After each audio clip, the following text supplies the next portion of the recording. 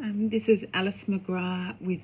part B of Roleplay 2 for Claire Bowman on Practical 2A. Looking at the reflection upon the roleplay with Claire. The first question was, what have you written in each section of your counselling notes? And if I just go through these now, and they're presented here. Claire Bowman, the client details are that client name is Claire Bowman. She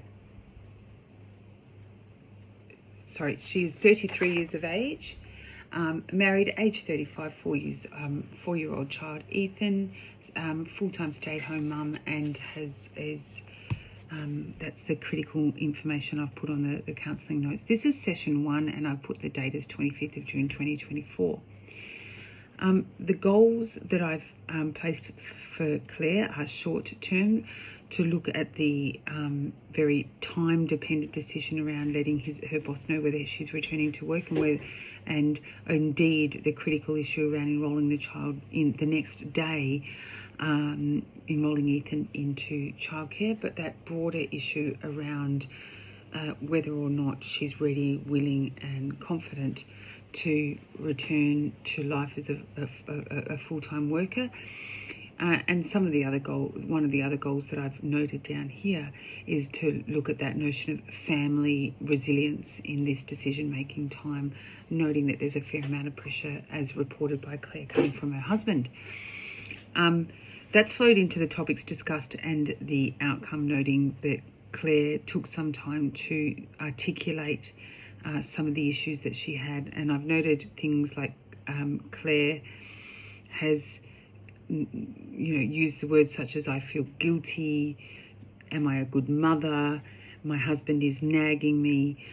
in relation to some of the pressures around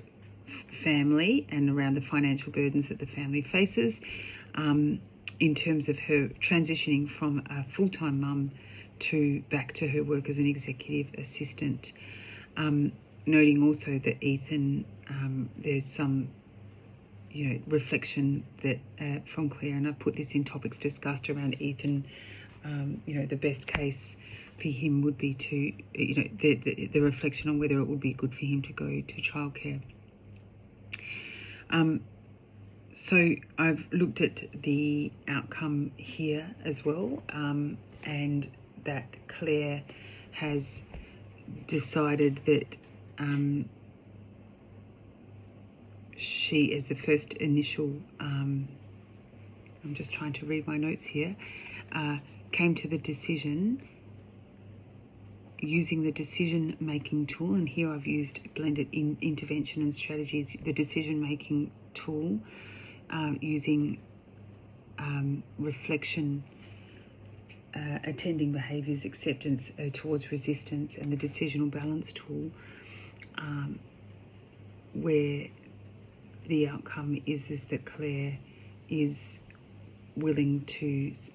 give her boss an update that she would be willing to return to work, and that she'll enrol Ethan, knowing that she can always change her mind.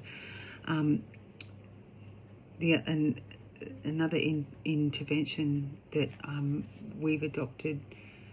this one of the notes that I took for this was that we will revisit this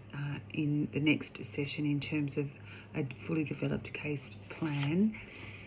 where we can address those broader needs around building family relationships, leaning into the nagging elements that she's sort of described in her discussion, as well as her professional transition. Next session will be,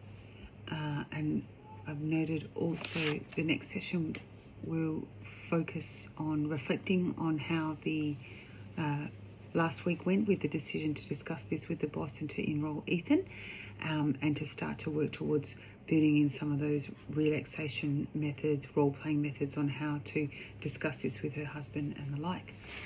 So that's what I've noted in my counselling notes. In terms of the plan, and I think that's part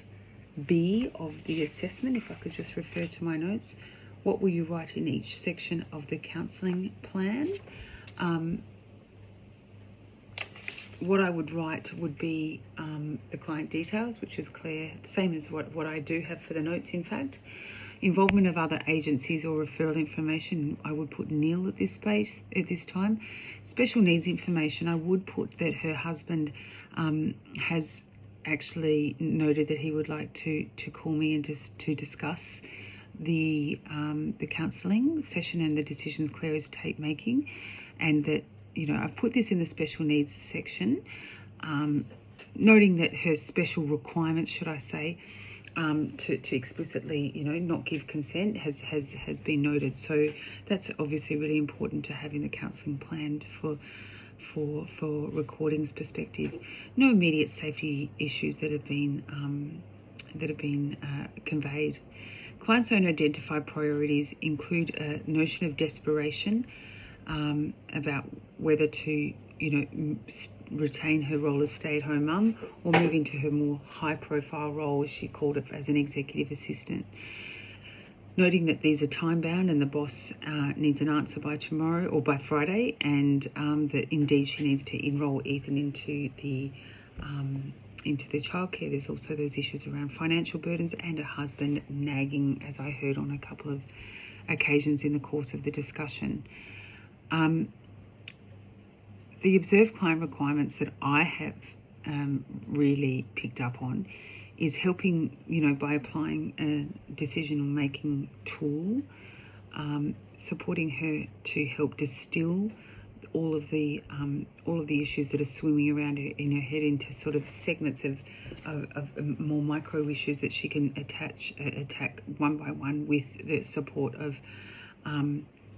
the sort of person-based therapy approach, looking at that sort of acceptance and resistance type of approach, and indeed those decisional making tools, importantly for the shorter term decisions that she needs to make in the next couple of days. Monitoring, again, we did apply the same philosophy and the rules and the sort of protocols that are applied by Wellness Centre. You know, let her know that we had a survey at session 3, check in any time, and that, you know, that this kind of informal feedback can also be given in the course of discussions. I've also asked to reflect on and evaluate my use of counselling communication skills. What went well, what didn't work, what would I have done differently, and what areas do I need to develop? I think it was clear that I was still quite nervous, but in a way that I think it's to be expected for this early in the counselling journey and in terms of the learning journey.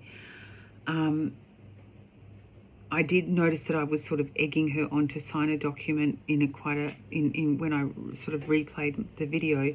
in quite a little bit more of a assertive manner that I would have liked in terms of those contracting conditions, and I think it's really important to make sure that's done really sensitively and there's time given to that. Also just helping to frame how the